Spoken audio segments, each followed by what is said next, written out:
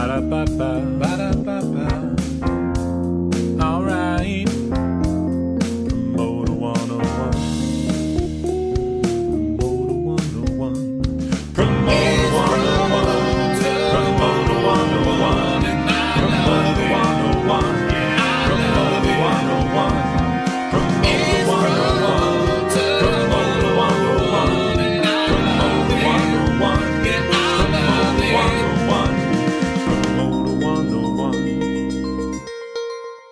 It's Adam Voith from Billions, and I'm on Promoter 101.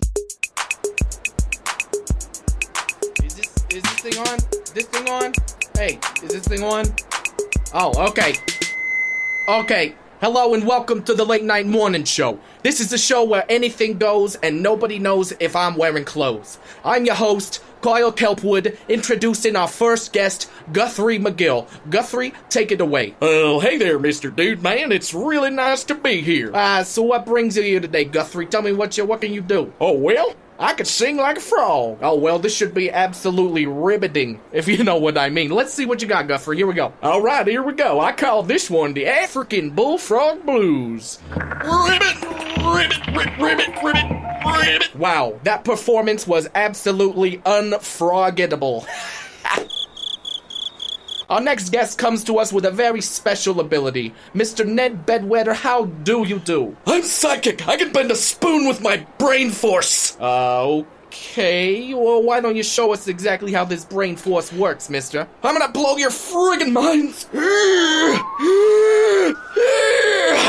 Well, that was an absolutely amazing effort, but I'm pretty sure that's a fork. Get off my show. Get off my show. Does nobody screen these guests? Anyway, we have one more guest for you this early morning evening. Please put your hands together for, where's my papers? Oh, Mr. W. Luke Pierce and Dan Steinberg with their, podcast? I don't know. It's called Promoter 101. Let's hear it for him. Woo!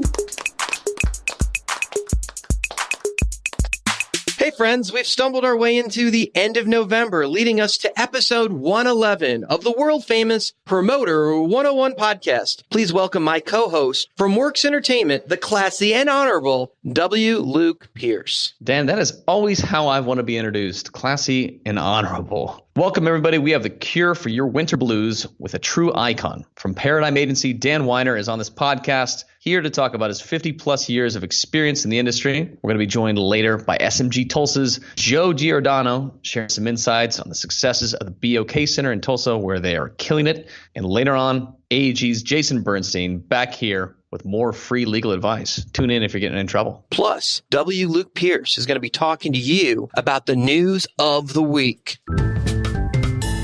This is Mike Hayes with ICM. You're on Promoter 101. Dan, we're recording the podcast live on Wednesday, January 30th, 2019, in the city of brotherly love, Philadelphia, Pennsylvania. That seems to be the word on the street, my friend. We're coming to campus at the University of Arts at Kaplan Recital Hall, featuring special guest, Live Nation president from Philly himself, Mr. Jeff Gordon. Admission for the show is for the super reasonable price of free. Thanks to our friends at the University of the Arts for hosting us. Doors to that show open up at 6:30 p.m. Show starts right at 7 o'clock. And Dan, I think there might be some drinks nearby afterwards. And the odds of us starting on time are so fucking unlikely. It's true.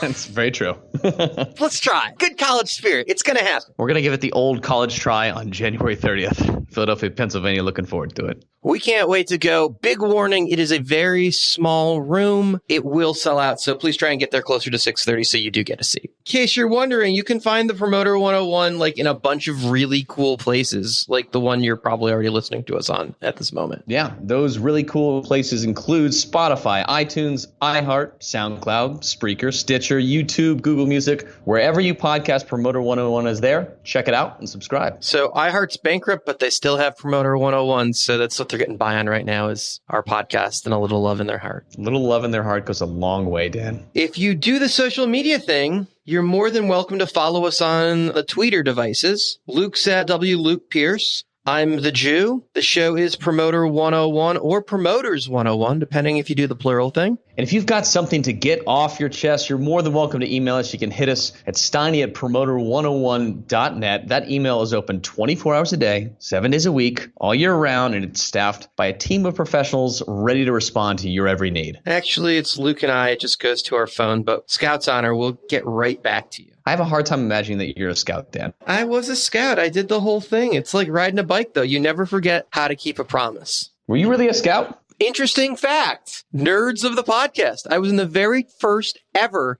Tiger Cub troop before Cub Scouts. It was like the precursor, Tiger Scouts. I was in the very first troop ever. And then I was a Cub Scout, and then Weeblo, and then I got into Boy Scouts, and I decided that that probably wasn't what I wanted to be doing with my middle school life. So I gave it up about then. And you decided to promote concerts. There was a little gap in between starting to do concerts and leaving Boy Scouts. But yeah, one was definitely a little cooler to be doing in college than the other, I think. But hey, the Scouts are a great thing, and we support the troops.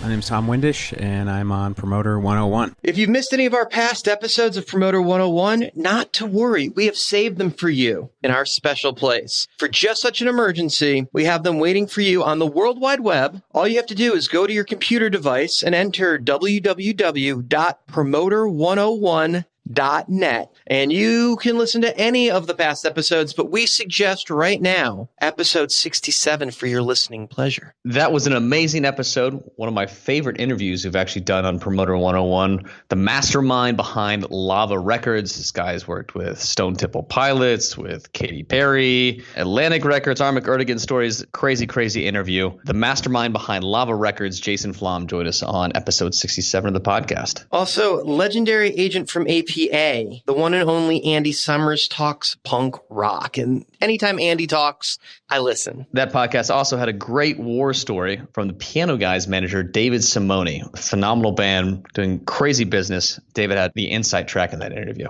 Lefsetz just wrote a piece about a brand new documentary that David Simone is the executive producer on that's about the touring industry. It's not out yet. I don't think it's found a home as far as producer, but it's a great piece about the history of the business and the early days. Frank Barcelona, Bill Graham, Larry Maggot, Don Law, the early on guys that really put it together. Concert West, they talked about Weintraub, and I think there's still a work in progress on the name and everything, but we definitely have to have him back when they figure out where that's going to be released and when, because I got a sneak peek of that last week, and damn, dude, that shit is cool. Dan, have you seen Tales from the Tour Bus, Mike Judge on Cinemax? Speaking of awesome things to watch. I caught the first season, a couple of the first episodes. Like the Johnny Paycheck episode is really fucking hilarious. Yeah. A very under talked about piece, I think, in our business. I'm just going to give a shout out to that. I was talking about that last night with a few people at a show and reminded how many great stories and how well that's told. You got to check out the George Jones and Tammy Wynette episodes. Those were amazing, Dan. It's funny. I just think it found the wrong place to be. Maybe, Showtime lost their credibility with roadies. It was Cinemax, right? Or was it Showtime? I think it's Cinemax. Is it? I'm not 100% sure, but I think the industry by itself just isn't finding that in the right place. I think if that were on Fox or if that were on Adult Swim even, like the industry may have found it a little easier, even Netflix. But I don't know if the industry is flocking to those spaces right now to find like industry humor content. And it's really worth a watch. It's funny. And Mike is always great. I mean, go back to Beavis and Butthead days and King of the Hill. It's just like the guy's just funny. And the fact that he took on the industry, yeah, I'm a fan. For sure. Worth checking out. If you have a free moment while you're waiting in the line at the TSA, because we do know where you listen to us, we've done our research, how about dropping us a review and subscribing to the Promoter 101 podcast? That's right. I read that correctly off the sheet. Gee whiz, if you could drop us a review, that'd just be swell. That'd be swell. Steve Strange, X-Ray Touring, Promoter 101. News of the week. Time for News of the Week. Some big news out of Music City as Paradigm Agency has announced it's acquired the agency business of Morris Higham Entertainment. Paradigm's set to add Morris Higham, Dale & Morris associate clients, including Kenny Chesney, who's the highest grossing country touring artist of all time, and 2018 ACM Vocal Band of the Year, Old Dominion, to its roster. Paradigm is also set to hire agents Mike Betterton, who served as the Morris Heim Management VP and General Manager, as well as Nate Riches, who worked at Morris Heim since 2011. Dale Morris clients also include Brandon Lay, Ryan Griffith, Walker County. All those clients will have access to new branding, digital, and sync opportunities as negotiated by Paradigm, according to a Heim press release. Also, some signing news out of Nashville. CAA has signed music producer and 4-time Grammy winner Dave Cobb. Cobb was coming off producing and consulting for the box office hit and critical darling Bradley Cooper and Lady Gaga film A Star is Born. And that news itself comes off Cobb winning the 2018 CMA Single of the Year for Broken Halos with Chris Stapleton, which followed Dave Cobb winning the Grammy Best Country Album and the 2017 CMA Album of the Year and the 2018 ACM Album of the Year and a bunch of other award-winning songs with Sturgill Simpson and Jason Isbell. This news segment was really to remind you how much Dave Cobb is killing it, and also congrats to CAA. The Denton Company's set to head out on the road for the 4th consecutive summer as John Mayer will once again join Bob Weir, Mickey Hart, Bill Kreutzmann as they take songs from the Dead on a tour of stadiums and sheds. 15 shows next summer for all you lovely people out there. I'll likely see you at Wrigley on June 14th and 15th. That'll do it for News of the Week. Tim Sweetwood, C3 presents Promoter 101. It's time. Are you ready for the announcement of the Promoter 101 Badass of the Week? I really am. Are you? I'm really ready. I'm ready right now. Are you really? I'm definitely the badass of the week. Bam! 97.6, the badass of the week. Without any further gilding the lily, a big congrats goes out to Gerst Agency's Adam Rattler. Because fuck, why not? He's indeed one of our favorite Promoter 101 agents, and he is this week's badass of the week. Big congrats. Well deserved. This is Sam Hunt from Paradigm. You're on Promoter 101. In our featured interview this week, we're going to be joined by a true industry icon from Paradigm Agency. Mr. Dan Weiner is here. He's going to join us to talk about his 50-plus years of experience in the music business. We are in Beverly Hills, California, and I'm hanging out with an icon. We drop that word a lot, but in this case, it's certainly worthy. Dan Weiner, welcome to the podcast. Thank you very much. You have a partnership that has gone on pretty much your entire career, but Dan and Fred, Bert and Ernie, they go together like peanut butter and jelly. You don't hear one name without the other. You and your partner have been together forever. He recently retired. So that's the game changer, right? Yeah, it's quite amazing. I mean, we've been partners for 50 years, well, 40 some years. And we were partners before we ever had our own agency. We operated as partners when we lived in Los Angeles, when we worked there. The idea of him not in the office every day has got to change the world quite a bit, right? It's absolutely going to change the world. I mean, it's a good thing. It's interesting. Fred made a decision that he'd done 50 great years and he had a lot of other things he wanted to do in his life and that this was the time for him to go. I made a decision, which is that I've been going more than 50 years and I'm still really enjoying it. So I'm continuing. We had a party for Fred a couple of weeks ago in Monterey, and I commented that he always, as long as I've known him, had a beautiful smile. And now it's even bigger, and he's just looking forward to the next chapter. That's awesome. Let's go back to the early days. You started in Los Angeles. Nope. I started in Chicago in 1962. Chicago. Wow, that goes way back. Way back. Had not an illustrious college career, and I came home. I had no idea what I was going to do. Family connections. My mother knew the sister of the promoter in Chicago who at the time was doing all the folk music shows in Chicago. And I went to work for him at the most entry-level job you could ever imagine. Who was the promoter? Frank Fried, Triangle Productions. Like Chicago theater size shows? He did everything. We did a lot of orchestra hall shows. Well, in the beginning it was orchestra hall. Chicago theater, no, not really. We did McCormick Place. Okay. I'm trying to think. We probably did some smaller ones as well. Mostly orchestra hall. Okay, so when it comes to Chicago, what's your hot dog stand? Weiner Circle. Weiner Circle? Yep. I haven't been a Chicagoan for a long, long, long time, so I have to go back to come up with that one. There's a Portillo's, maybe a half mile from the Live Nation office. Yep. First stop. Yep, pretty good. Okay, so Chicago, and you're a concert promoter. I was a ticket deliverer. Concert promoter is a little too grand. When you mean ticket delivery, you were distributing tickets from outlets? It was quite amazing how our business has changed. We literally had paper tickets. We would put them on sales. We would get some mail orders. I would have a cigar box for each record store that I would go to. I would drive the tickets out to the record stores. And then the day of the show, I would pick the tickets up with the cash in the same cigar box and bring it back to Triangle Productions. So getting a ticket count meant calling every record store? No one even. It was so simple in a perhaps dangerous way, but it was so simple. There were no ticket counts. The agent sold the dates to the promoter. I think they were all pretty flat deals. You know, the night of the show, the artist would get paid, expenses would get paid, and the promoter would keep the balance. So you'd never know if a show was anywhere near sold out because you just get the tickets back the day before. Frank Fried was a very, very sharp guy. And so he knew the value of the acts? Man, he knew what was going on. A little more instinct than actual data, was on it. Yeah. All right. Well, that makes sense. I guess you have to have that if you're going to be an entrepreneur before that stuff existed. Yep. Now we don't know how we get along without it. Exactly right. Yeah. How did you get from Chicago in the early days of concert promoting into the world of agents? How did that jump happen? Well, it's again, little convoluted path. And when I was working for Frank, he had 3 Bob Dylan shows. And they were going to be and this is as a solo artist, and he was going to be Chicago, Milwaukee, and Madison. He had me, entry-level guy, take Bob and Victor Mamutis, his tour manager at the time, on all 3 days. And I remember we took a train to Madison, and then a car to Milwaukee, and then somehow we got back to Chicago. And I spent, those 3 days with those guys, and I'm a quiet guy now, and I was a quieter guy then, and somehow we made a connection.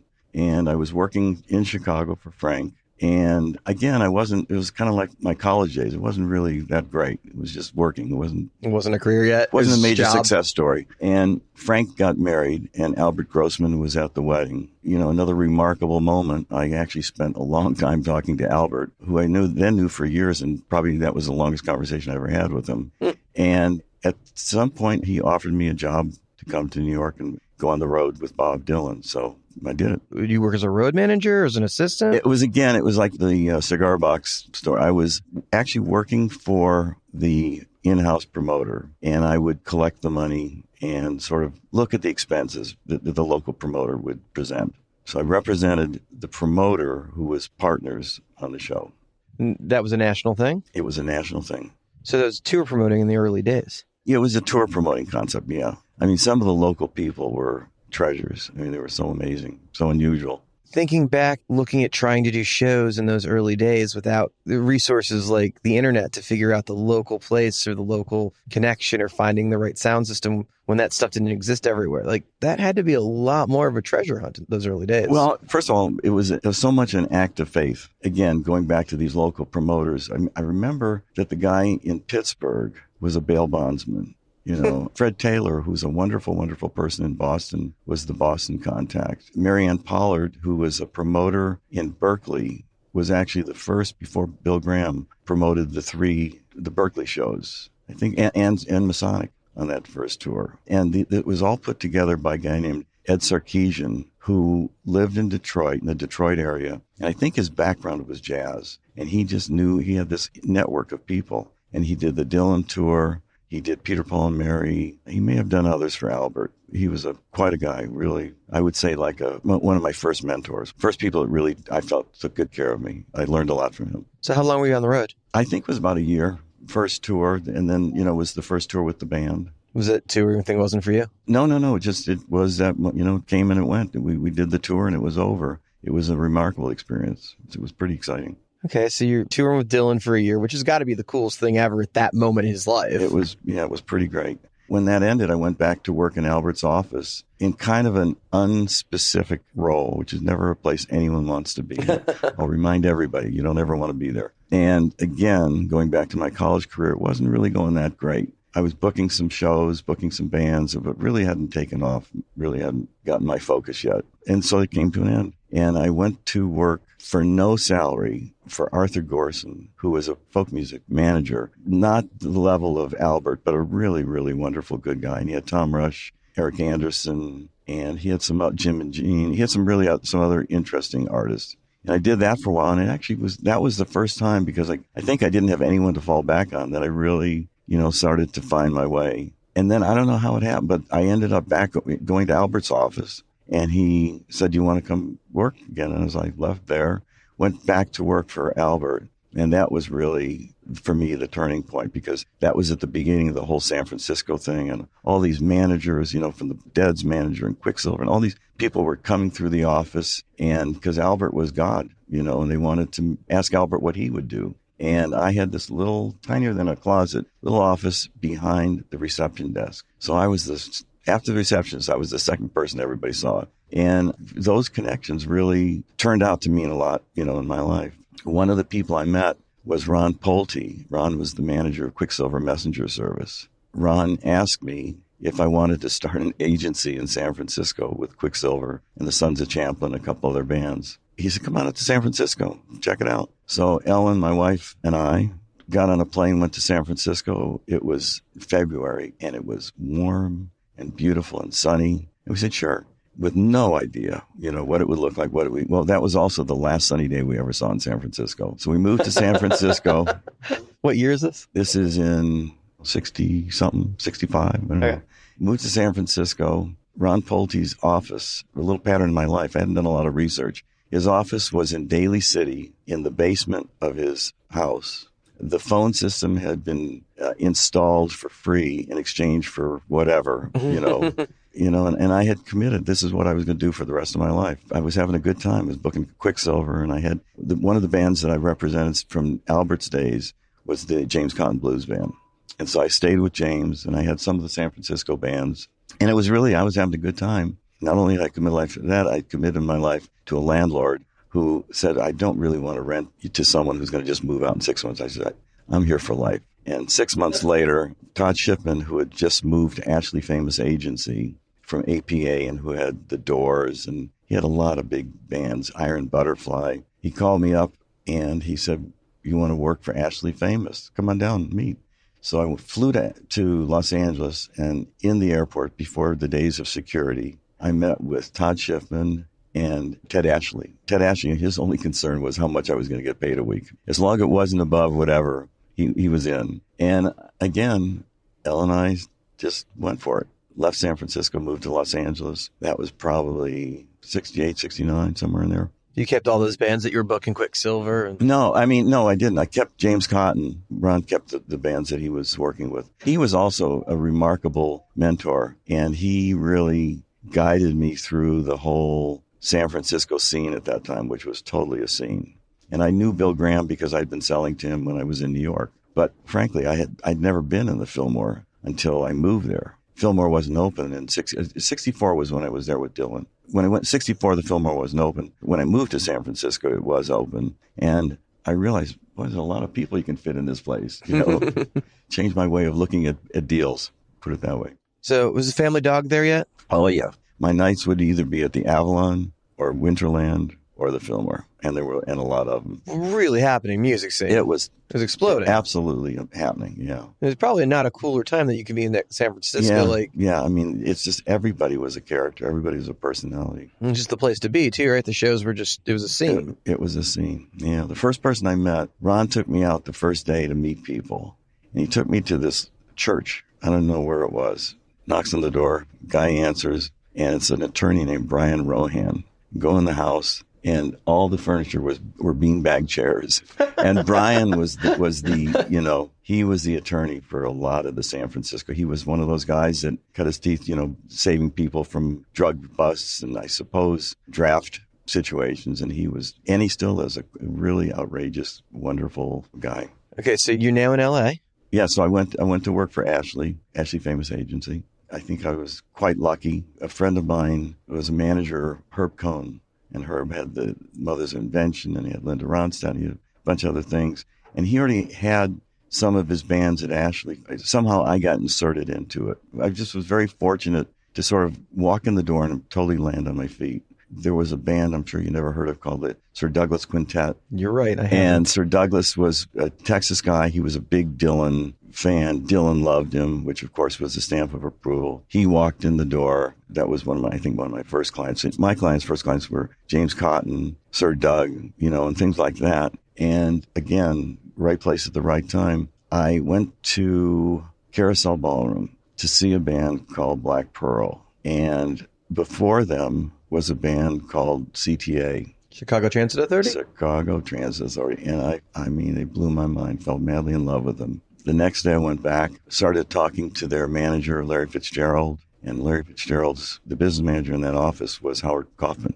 Remember that name, Howard Kaufman. Mm-hmm. And David Geffen was somehow involved in the whole thing because, through whatever. But anyway, that was my first big client. That was a whole career. I mean, that was an amazing way to start. So you wound up with Chicago, I assume? Wound up with Chicago. They used to play the Whiskey, I don't know, a few times a week. Everybody came in to see him. It was really an exciting time. That moment where there were these bands with these huge horn sections, Blood, Sweat, and Tears in Chicago, and touring at that level at those days, being able to keep that many people on the road must have been a huge challenge. You know, it's funny. Someone, one of the panels I listened to, talking about John Mayer, about starting in a van, and when you could afford a bus, you went to a bus.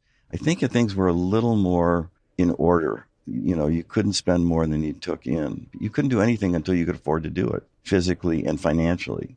And so that was never a problem that I ran into until years later. Things were never appeared to be impossible in the early days. Put your mind to it and just do it? Got to get it done, yeah. So how long were you an agent in L.A.? I was there until Fred and I left in 1975. Our first day in Monterey was January 1975. Clearly skipped in the L.A. story where you and Fred came together. Oh, no, so here's what happened. So probably in the second year that I was at Ashley, and Fred was in the Chicago office. And now it had become IFA, International Famous. Marvin Josephson had bought it. And there was an agent retreat in New York. And agent retreats looked a lot different than they look now. And the agents who were at IFA were, a motley crew. Some wonderful people, but one of the guys had been Ted Ashley's chauffeur and worked his way up to an agent. There was one guy who totally looked like everybody, it was their dream was to be in showbiz. And here they were. I remember being in New York, and I remember there was no direction to the retreat. There was nothing really going on that I remember on that level. But I do remember there was a guy across the room who was the best dressed man in the room. And I remember he had on saddle shoes, and he was beautifully dressed, and he had a beautiful smile, and it was Fred. We didn't even really talk that much. I just got a hit, a very special guy in a big room. Shortly after, maybe shortly for me could be a year, it could be a month, but whatever.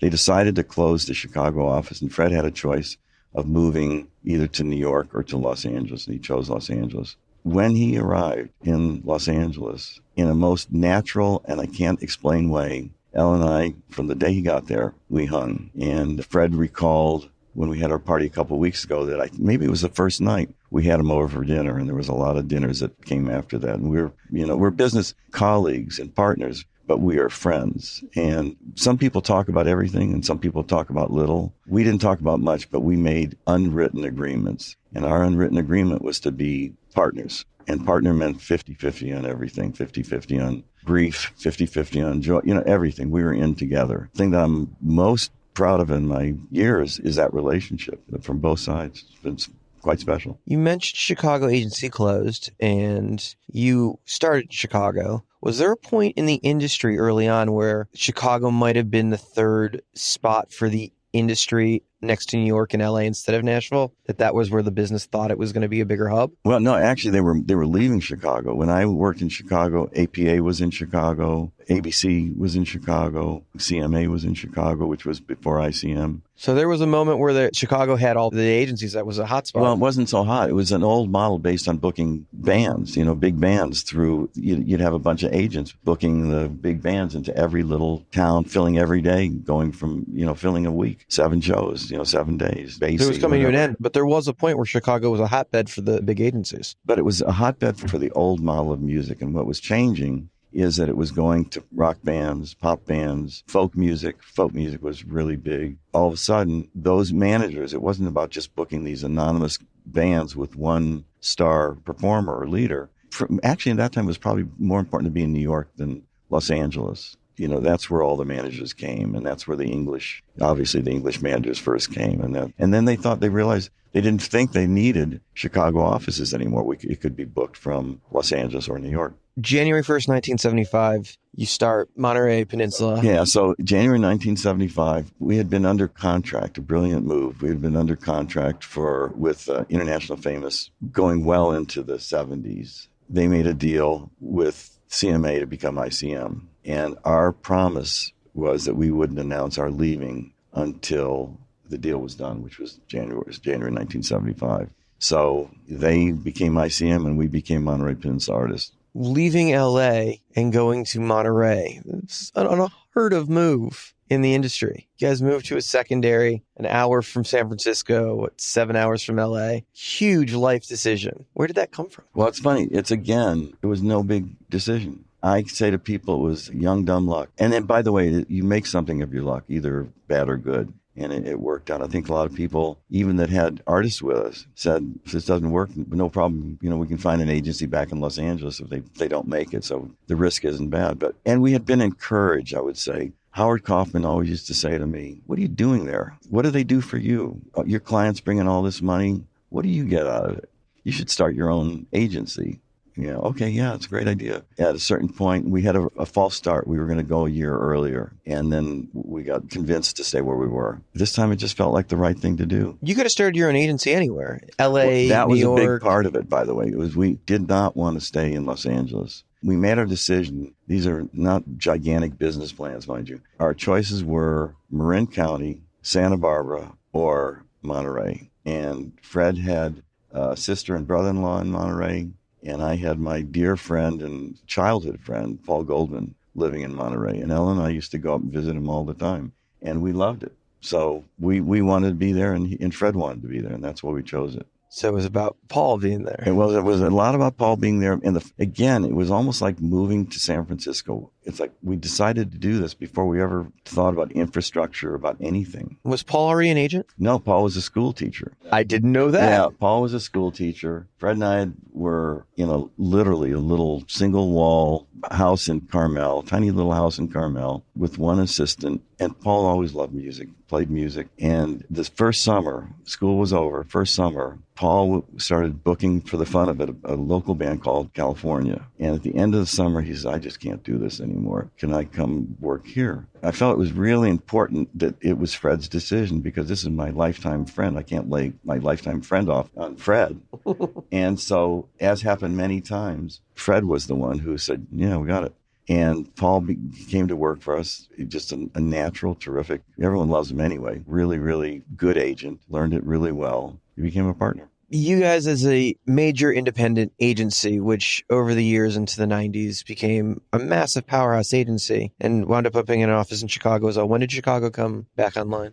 Oh, God. You have to ask Ron Kaplan. I think what happened was we developed a friendship with Ron, and Gary. Again, it was the second time. We thought about it. We didn't do it. And then we said, would you guys like to put something together? So they had their own agency? They were working in Chicago. I think they were working for more of a local agency. They definitely had a part of the world that they were, the blues and jazz that they were very, very passionate about. It absolutely separated them from being just a local agency. So we made a deal to come together. Paul Goldman, because of his special interest, in roots music and jazz and blues, became kind of the point person for all of it. That was his specialty. When Fred and I decided to make the deal with Paradigm, when we got our offer, which we were excited to get, Paul had the choice of staying with us or keeping Monterey International going because he had started with us. And he chose to, stay with Monterey International and continue to build it to where, it is until Paradigm acquired it a couple of years ago. That'd be an interesting moment when you guys got acquired and those guys didn't come, but you guys got reunited recently when you acquired them. That'd be a nice homecoming for all of you. Yeah, it was really big. I mean, again, for me, it's like this thing that you kind of have to have your time by yourself to show what, how good you really are. And then you can come back together again. Paul, Ron, and Gary definitely had the advantage of being part of our group, which was pretty decent, pretty respected. They deserved all the respect that they have now, which was hard to get in our place. They got it on their own, and they're an important part. Good to have them at Paradigm. Going from being a startup indie to now having massive offices in New York, LA, a huge European presence with the acquisitions with Coda and X-Ray, Chicago, Nashville, Oakland. It's gigantic. You guys, I think, are the only major agency with an office in Chicago. To where it's grown, does it boggle your mind to see what's come? Well, it's funny. For me, it's absolutely wonderful. I mean, I started at a big agency. I was not there really for that long. And I thought at that time big agencies were just a waste. that there was nothing in it for the artist. And we had years and years of success as a small agency. This has been the most remarkable. I don't want to say this is the most remarkable chapter of my life because that's unfair to the rest of my life that I've enjoyed pretty much. But I just love being part of this company. We talked a little bit before the interview started about people that I work with, and they're a remarkable bunch of people. I would not have met them had I not been part of Paradigm. We've skipped around a little bit. You guys have so many agents, but a big part of the development of the company was obviously different agents coming in and growing, and Jonathan Levine and the Marty Diamonds coming into the picture when you guys acquired Little Big Man, and some of the different pieces over the years, and some of the other agents that worked in your office and that you guys developed up and that have become giants in the industry. There are a handful of agents that you think really helped grow that company. It really comes down to one gigantic change. That is when, as I said last night, when Chip decided to come to work for Monterey Business Artist, it was his decision. Chip Hooper. And that's what, even then, what he wanted, he got. And he was the big change because Fred and I were feeling pretty comfortable about what we were doing. And we had resisted change because we didn't want to manage a bunch of people. We wanted to work with artists. And I think, maybe not Fred, but I wasn't really that excited about getting bigger because I wanted, again, to represent artists. I didn't want to manage people. Chip was an absolute exception. Frankly, wouldn't have happened without Fred because although I started talking to Chip, anyone who knows Chip realizes that commitment to Chip is a few hours a day. In my mind, I've got a short attention span, and Fred doesn't. That's how it happened. Finally, Chip said to Fred, either you guys say yes or I'm going to go get a job in New York. Fred said, Dan, what do you think? And I said, come on, Chip. It was the absolute beginning of a whole nother world. And first artist that he went after, we didn't get, but no youngster ever got as close to something big as he did on that one. I think it was the last time he ever lost on anything. And, I see it even being at this conference. I saw people yesterday, some people I didn't know and some people I did know. So many of them said, what a dear friend Chip was of theirs. He was a dear friend to everybody that he met. He had this effect on people that when he became part of their lives, they became part of his life. There's so many people. But I mean, you think of, Duffy, and you think of Lynn, who Chip got to know when she worked at CAA. It was more than just calling the assistant to an agent. They got a genuine friendship. And that's where it really began. I mean, Frank Riley was with us. Wonderful, wonderful time. The guy has such an ear for artists, for talent. For me, it was very special. Jonathan, who I had met the first time, I don't know if he remembers it this way, but first time I met him was at the second Woodstock. And then years later, Chip and I were in Long Island, Westchester, met up with him again, and that was the beginning. And, he's a colleague and a dear, dear friend. So obviously it was a massive, massive industry blow when Chip passed a couple of years ago. And I don't know that anybody had an impact across the industry with such affection and outpour from the industry side of the business when we lost Chip. And obviously a massive part of that Paradigm build. But to see the industry outpour and how everyone respected him so much, it's got to make you guys just so warm inside and proud of that. It's funny. He wasn't involved in every acquisition to the same level, but his genuineness was essential to every part of it. Totally involved in the Little Big Man. And Paul Morris absolutely wouldn't have become part of Paradigm without him. But everybody was affected because of the time that they spent with Chip.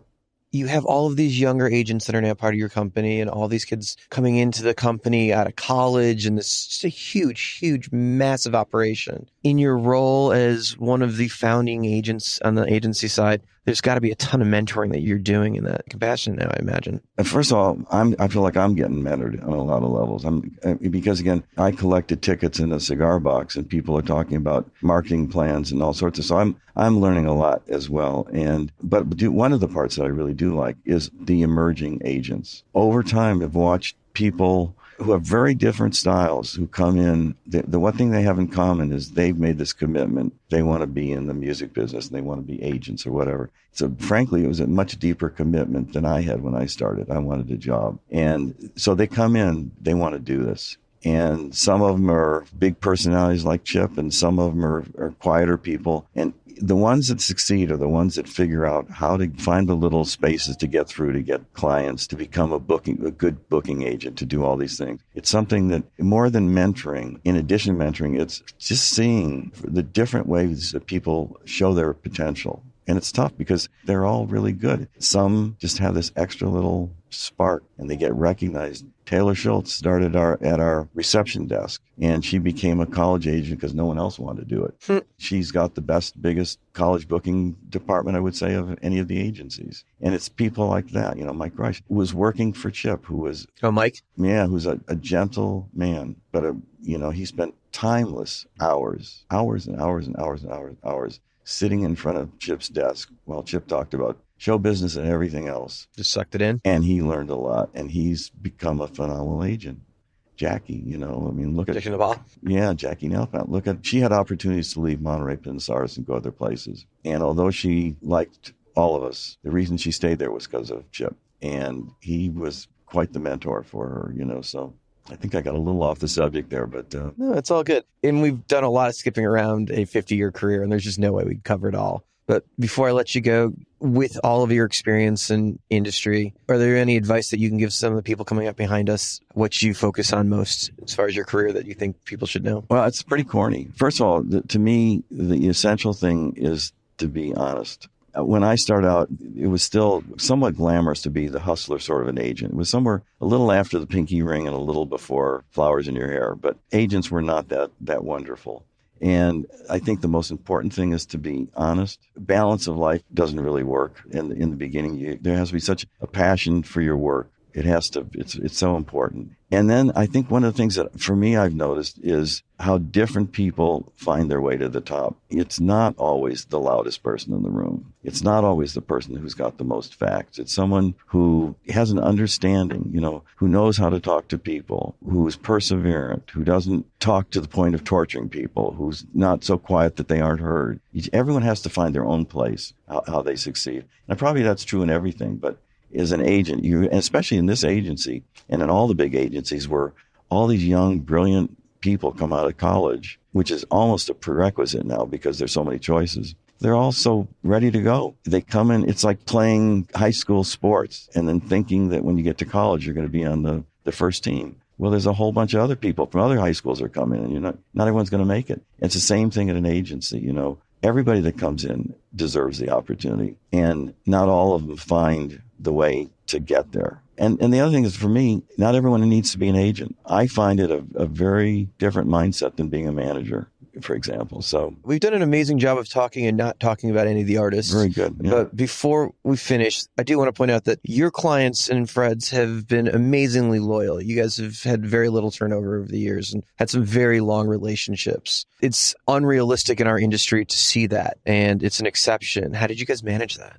Well, we managed it by being very artist-oriented. We really were very careful to repay their loyalty by our efforts. I've had lots of artists over time that have decided that it was time to move on. And I'm not so sure any of them really, their life changed that much. But the wonderful thing is we've had artists that have been with us for 40 years, 30 years, these long periods. And sometimes an artist, even with all the loyalty, will say, well, man, I wonder there may be something else out there. I think it's because we work really hard. And the agents that come out of the Monterey office, obviously I know them the best. And they have that same relationship with their clients. And I think it's a culture that began, in 1975 with Fred and I. That's awesome. I want to thank you so much for taking time. We managed to avoid any facts. This is a fact-free conversation. But it was a really enjoyable one. Thank you so much. Thank you very much. We've been so very fortunate to have such an amazing architect of our industry here joining us. No question, Dan is one of the greatest agents by the book the industry has ever known, and just truly it was so awesome to have him here. This is Charles Attell, C3 Presents, and I'm on Promoter 101. Tweets of the week. Once again this week, Dan Steinberg took to social media to rant about the troubles with the touring world, and now we're going to take a few moments to address his tweets from this past week. Starting here, when it's fall and everyone is overworked, including venues, road crew, agents, promoters, artists, box office, and managers. Hey, everyone is overworked right now, but the shows really couldn't happen without all of these amazing people just killing themselves, putting it all into these shows. So thank you sincerely from all of us at Promoter 101 and behind the industry, like making this happen for the fans and the bands. That was very heartfelt, Dan. I appreciate that. This one was also good. How you handle disappointment has amazing effects on your long-term relationship. Overreacting really burns bridges. You should start a conversation by telling a manager to go fuck himself every time you talk to him, because it really makes them happy. Right, Luke? Very true, Dan. Wise words spoken right there. This is my favorite of the week, though, Dan. If all else fails, try good old-fashioned Jewish guilt. It's been working for my people for thousands of years. This one should clearly be credited to every Jewish mother everywhere, especially mine. And that'll do it for Promoter 101 Tweets of the Week. Make sure you keep up with Dan on Twitter. He is @TheJew. Stop following me! My name is Trey Manny. I'm with Paradigm Talent Agency on Promoter 101. All rise. Legal Tips is now in session.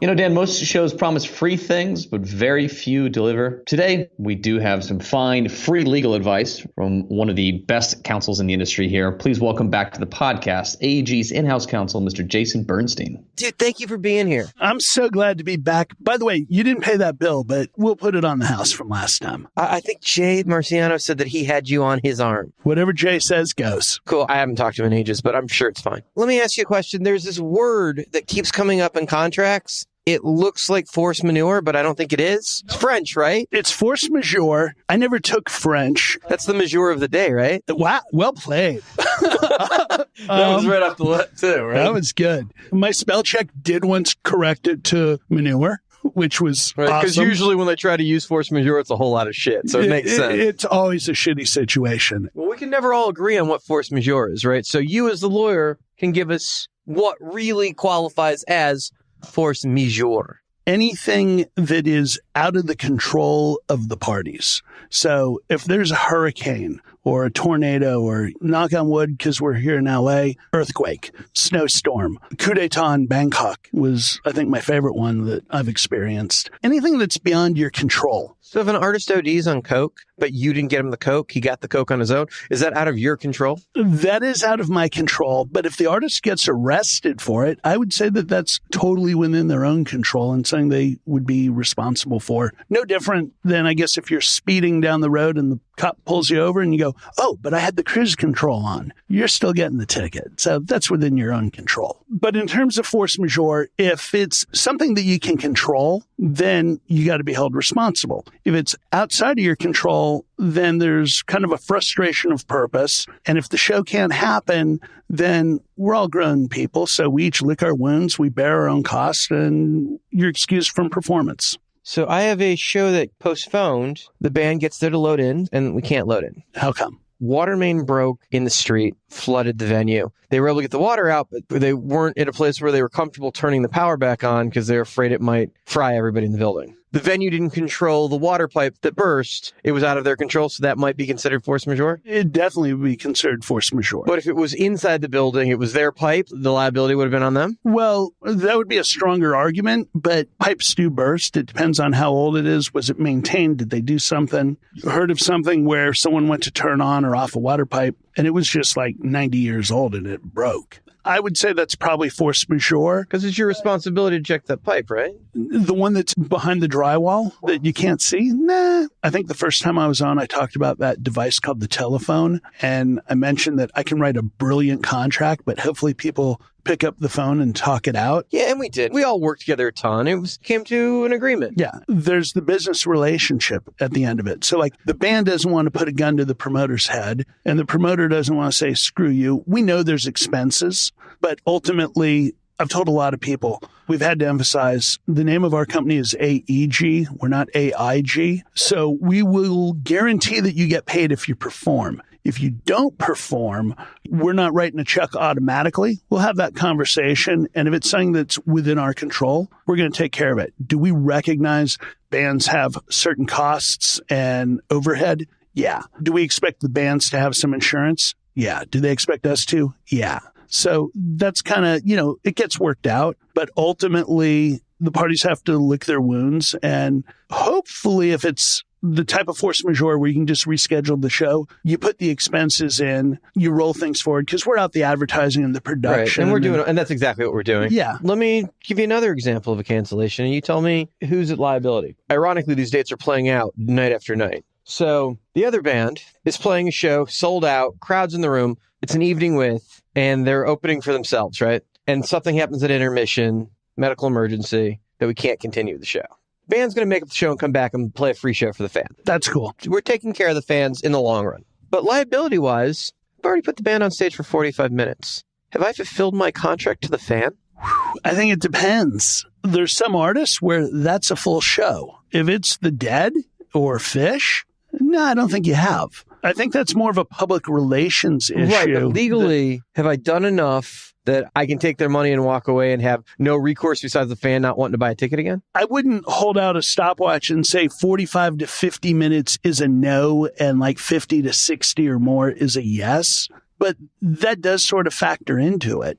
I don't think there's a clear-cut answer. If it's a comedian and he's done 45 minutes, I think for some it's probably longer than they should be on. For a band, probably not, but I've seen situations where people wait to see how much demand is there for refunds, and the promoter and the artist may wait 2 or 3 days to make a decision and kind of see what the temperament is. Ultimately, we all have to take care of the audience or there is no show. But in terms of the fact that the band's making it up, I think that speaks for itself. If the band isn't going to make it up, that probably says something too. Sometimes it's a judgment call, not a legal one. And in all fairness, the band followed my lead. I was physically in the room.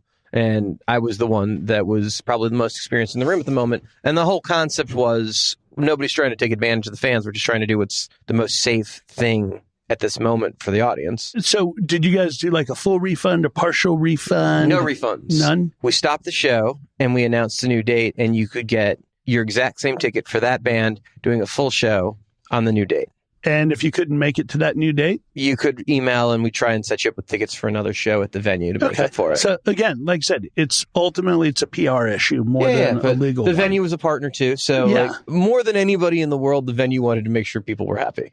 Because they're going to get the most repeat business. Anyone's going to go see their favorite band when their favorite band plays, unless it's a venue they just hate. But at the same time, if there's a venue that you're just not a fan of, you're not going to go to the jump balls there. Let's do some examples of weird examples of force majeure. So a couple summers ago, set the record. Like there was a show, I forget who the band was, like someone was coming through, it was an off-duty sheriff or something, had a gun, they asked him to wait. And then I guess he didn't want to wait and he went into the audience and the entire show got canceled. By the way, huge thumbs up to those guys for doing the right thing. And I'll talk to you at some point about gun control. Now, whose call is that? Is that the venue's call? Is that the promoter's call? Or is it the artist's call? I think it's common sense. There's no reason anyone needs a gun at a show. And who knows why the guy's in there. And if you're an officer of the law and you can't wait to identify yourself, I can't imagine that anyone disputed we need to stop that. So I don't know whose call that was. When we have it in contracts for force majeure, I never want to play chicken with a band. The very first time Porno for Pyros ever did a show, or it was a radio show, I was on site. It was an outdoor show. There was a big rainstorm. Perry Farrell was wearing like a rubber suit and running around with a corded microphone, and he wanted to just play in the rain. I don't know if he just wanted to do the show or he wanted to get paid, but finally the production manager, put a stop to it because there was some common sense of electrocute himself. Yeah, and that wouldn't be a cool show. So we try to put the decision in the hands of a local public official, the police, the sheriff, whatever. But sometimes they don't want to make the call. If it's a smart group of people, the promoter rep and the artist rep are going to talk. And if it's mutual and they agree this is force majeure, then you're cool. I don't know of too many situations where one side says it is and the other says it isn't. I think it's going to be a less seasoned person who does that. Like, I'm glad you were at the show that you were at because you made the right call. But in terms of other types of force majeures, like I said, a couple summers ago, it was crazy. Taylor Swift was supposed to do a show in Bangkok, and they had a coup d'etat. The local promoter said, oh, well, yeah, that happens about every 10 years. That's normal. And we said, we don't really want kids running around and trying to go to a show when there's martial law. And especially that was on her Red tour. And I think one of the factions. That was their color. And we were going to have, 14-year-old kids running around getting it's shot a PR at. nightmare. Yeah. Yeah. So that was a pretty easy decision from our side. We had a little pushback initially, but we're friendly with the local promoter. We have a bigger picture of more business. So that one worked out and everyone agreed. That same summer, Paul McCartney caught the flu in Japan. That was an artist illness, and the show was canceled. It was force majeure. Did he come back? He did. Mick Jagger's girlfriend at the time committed suicide. Yeah. So obviously the band wasn't in a condition to perform, or, Mick certainly wasn't. And I think that show got rescheduled, and then I think it was rained out or something. I didn't follow that one real closely. I wasn't dealing with that tour too much, but that was kind of a double force majeure. And at the same time, Bon Jovi, that same summer, was supposed to be doing a show in China. Word got out, and there was a picture of him and the Dalai Lama. The Chinese officials are not big fans of the Dalai Lama. So his show in China got canceled, and he picked one up. I want to say it was Singapore, but I'm not positive on the country. Did you guys cancel the show, or did the government want him not to come? The government canceled the show. Right. So if you can't get into the country with the artist. Yeah, they're like, your show's not happening. That's an act of government. That's beyond our control. We didn't hold John Bon Jovi accountable for who he associates with. Right, and I assume he didn't ask you guys to pay him for the show he couldn't get into the country for. That would be a very hard argument to make. But you guys just moved the market to another. Well, we lost the show, and actually Live Nation picked up the new show in whichever country it was. I don't know if it's serendipity or what, but then that show got hit by like a typhoon. So it just wasn't meant to be. That was crazy because it was one thing after another. And it didn't change the way anyone did business, because those are things that happen. The only thing that I saw come out of all of it, because of Paul McCartney getting the flu, the insurance carriers started questioning a little bit more what's the health of these artists, because people are getting a little bit older and, they're not in their 20s and 30s and 40s and 50s. Well, we're just living on a prayer, right? Man, you are a punny guy. Nailing it. And then I think my favorite of all times, we did the Ozfest years and years ago. I think it was 97 or 98. There's about 12 bands playing. Kids are out in the sun, selling out all the amphitheaters. Everyone had a great time. And every band on the bill played, except Ozzy had like a sore throat. And I think Scotty Ian from Anthrax was trying to cover. And, they did a big jam, but basically Ozzy wasn't coming out. And my biggest recollection was I heard there was a riot and people went nuts, and I called to talk to the box office director the following day. And apparently they had smashed the box office windows and he was hiding in the vault. Ozzy? No, the box office manager and all the people that worked at the building. So technically that would be a force majeure. I think what they learned was if you're not sure if Ozzy's going to go on, hold off. And I know he had another recurring issue. Yeah, I think there was another one of those where Phil from Pantera wound up filling in, and that the audience didn't love it. Yeah, but Ozzy, being Ozzy, he went back and made up the show. And when they were coming through Los Angeles for like the last date or the next to last show, there was an issue. And I remember being in a conversation with, I think it was Sharon and Rob Light and John Meglin, and they basically said, we're not going to have a repeat of that. So if we think he's not going to do it, we're not starting the show. And if we start the show, let's make sure he performs. And he soldiered through it and did a fantastic job. Which is fair, because Sharon has the ability to actually know if that artist is going to work that day. She does. She's a savvy lady. Some real force majeure in action. The great Jason Bernstein, thank you so much. Thank you. Free legal advice from your friends at Promoter 101. A big thank you to Jason Bernstein once again for sharing that priceless law school mind is. What a great education, and it's here giving it to you for free. The least you could do is be good to him and call your mother and pay it forward. Call your mother. Call your mother. Hey, it's Joshua Knight from the Paradigm Agency, coming to you live on Promoter 101. Join us next in the podcast, fresh off running his first half marathon from SMG Tulsa, BOK Center. Welcome to the podcast, Mr. Joe Giordano. What's up, man? Thanks for having me on, Dan. I like the invite to your room. It's really intimate in here. We've followed each other around the country a little bit because we've gotten a chance to work with each other in a couple different markets. That's right. Yeah, I started in Reading, Pennsylvania at the Santander Arena and Performing Arts Center, if you can pronounce that, originally at the Sovereign Center. And we had a 6,000-seat arena there, 1,800-seat PAC, and did some really cool shows. shows now. BOK Center's the big one, and we have a couple of different rooms in our convention center that we've worked with you guys, and it's been great. Right, we just did Ghost this last week together, and I think Fab 4 was there this week as well. And Fab 4, more on the radar. Ghost is a badass show, so thank you to AGI for that one. That was a cool one. Super cool. They made that work. Feels like, though, we're always working on 3 or 4 different things at once, and a lot of that stuff comes to fruition. It's that part of the country where it's not only figuring out how to get the band through the market, but like how to get people in the room and make the economics of it work, because a lot of the shows that are playing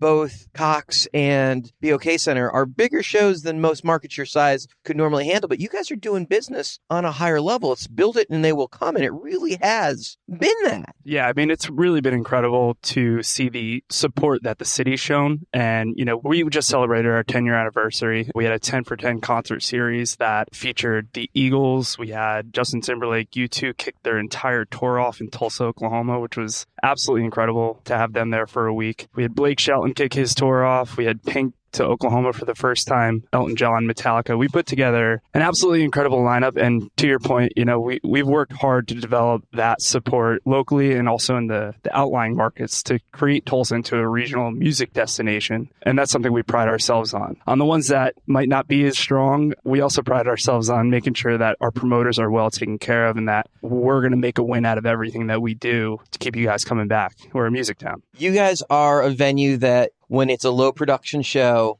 and it's an easy day, I don't actually even have to send a rep in. You guys are amazing partners where it's just like, hey, it's a comedy show, or hey, it's a simple production day. You guys just like, don't worry about sending anybody in. We got this. Yeah, something we've always tried to preach is to think like a promoter as a building manager. And I don't think enough people do that. When you work in a venue, you can get blinded by your specific department and whatnot. We try to be as diverse as possible and be able to settle a show if you can't make it out to that or handle the production side. We have a full event team that can handle a show from front to back, a marketing department, you know, really at this point that can create graphics on a whim. You know, obviously from the settlement side, we have a great team that can handle those conversations that might need to be had on night of show. You know, we make a lot of executive decisions. We're entrepreneurial in spirit, but that's one of the things that we try to lead the game in, if you will. When you talk about the pieces that come together as an SMG building, and you guys are SMG, and I got to say, I'm very, very promoter-friendly company. I love doing business with SMG because at the end of the day, you guys have this national push-through where it's just like there is an ethos, and the ethos is promoter-friendly, artist-friendly, bring the acts to town. We want your business. We want to make it as simple as possible. And from Jim Q and John Bolton and Bob Kaki on top, pushed all the way down to the local guys in each market, we feel that. And for the most part, there's a couple bumps in the road, but for the most part, we see that all the way through. And not that there aren't venues that aren't SMG that don't have that, but we know when we're seeing SMG, it's going to be an easy day for making that ethos work.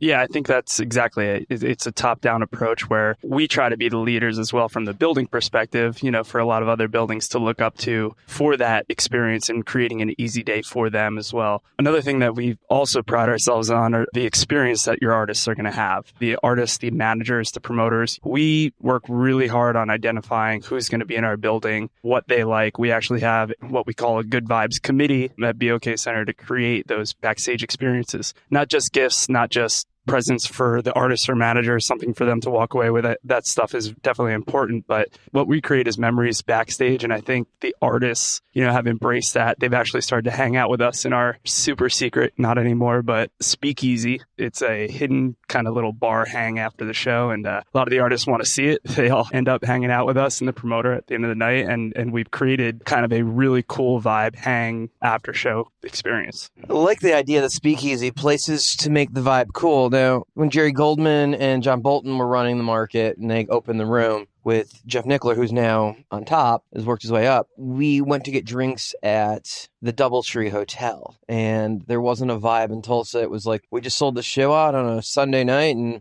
draft and wine is all we can do here at the bar at the Doubletree. Like, we can't do any better. And that Doubletree looked like it had been furnished in 1973. And it's still there, and it still looks like that. But the Speakeasy, I'm guessing, has a cooler vibe to it. A much cooler vibe, and I think, to your point, when BOK Center was built 10 years ago, there was nothing downtown. It was a hotel, it was a couple bars, and there was a lot of negativity to bring BOK Center to a downtown area that nobody went to. Now we've seen billions of dollars of economic development restaurants popping up, left and right. A lot of credit goes to the George Kaiser Foundation, who's dumped a lot of money into Tulsa as a whole. They just opened up what I think is going to be another game changer for Tulsa, and it's the Gathering Place, which is a $450 million park. It's the largest privately funded park project in the history of the United States. So, it just opened up this September. The Roots actually came out, opened it up. And it has, really transformed another major feature for tourism in our area. So there's a lot of economic development, not only downtown, but in the midtown suburban area. It's a really cool, fun place that has grown in the last 10 years and continues to grow right in front of your eyes. It's amazing. You're a venue for the people. You sell more tickets. You guys have great local marketing that ties in. So as a promoter, when I'm coming through the market and you guys say we can help with marketing, you're not just saying we've got an email blast or whatever. You guys get in there and have the relationships, and you bring trade to the table, and you bring better deals with volume, and you really, really help with that. And that's an amazing resource when in this day and age where everybody has in-house marketing, most of it sucks. But you guys have great marketing.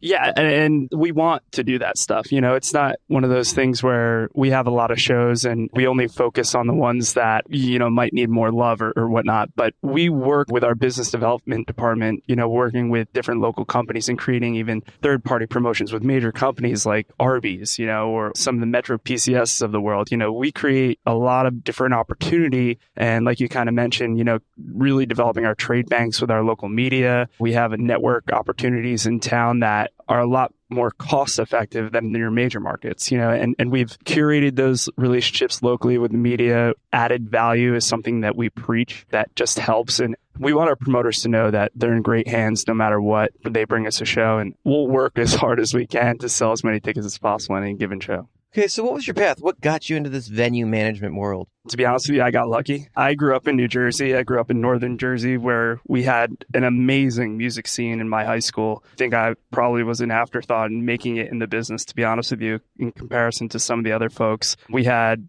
Cash was a band that kind of got signed right out of high school. As soon as they all turned 18, they went on tour, and now they're touring internationally, coming out with music all over the place. I was in bands with Tom Ponsart, who works for Partisan Arts. He and I were in a band growing up together. I was in a band with Ryan Soroka at UTA. These are all people in my high school. It just was such a cool music scene that you wanted to be a part of. And to me, the live side really resonated. Curating experiences that make people happy is why I do this, and I think that's, why we all do it, but it's certainly an important step.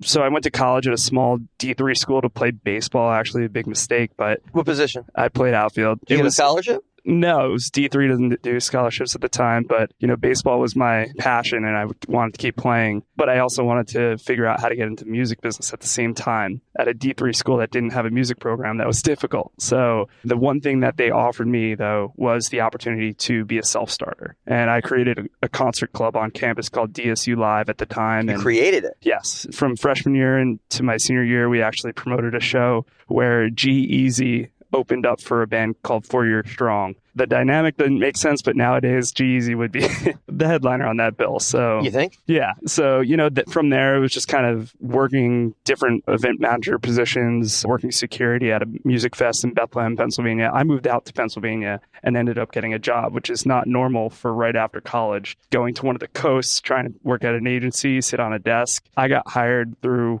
honestly, a family connection with Zane Collings in Reading. He took a shot at me, took me under his wing, and that's kind of my story to get into SMG. Do you have any advice for guys trying to come up in the industry on how to get into the venue management game? Well, I think coming out to conferences and meeting people is super important. Trying to think untraditionally.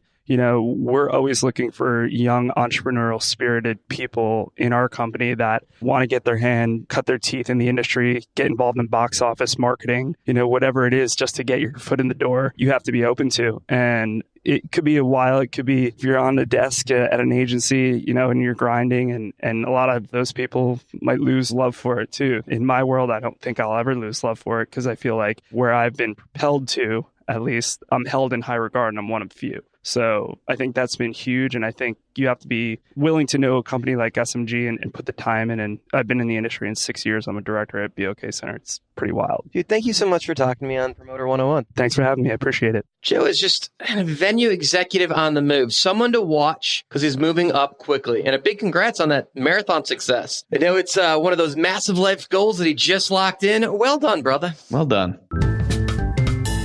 I'm Matt Sorensen from Beatbox Entertainment in Copenhagen, Denmark. I'm on Promoter 101. Well, there's just no better way to drop a bunch of industry names really quickly than to announce the birthdays of the week for November 30th to December 6th, 2018. What do you got, Luke? On Friday the 30th, wishing a happy birthday to John Finberg. Saturday, 12/1. That's the first day of December, Luke. Peter Manning, Vince Owinski, and Michelle Scarborough from the land of ICM Partners. On Sunday, wishing a happy birthday to Nathan Chambers. 12/3, Christina Chambers. On Tuesday the 4th, we've got to wish a happy birthday to Jesse Aratow, Darren Hill, Jake Goldman, Fran Egler, and a very special shout out on the day of his birth to Mr. Marty Bechtold. Hoping all is well in Indianapolis. Love Marty. He's a great listener and a good friend and one hell of a venue exec. Wednesday, the 5th of December, podcast mogul Mike Mowry, Fred Paul, Sean Edson, and Justin Bridgewater, agent turned promoter. Congrats to him on surviving another year. On Thursday the 6th, happy birthday to Creston Thornton, Don Holliday, and Josh Lacey. Happy birthday from me and Luke. And call your mothers. Come on. Calling your mother. Call your mother.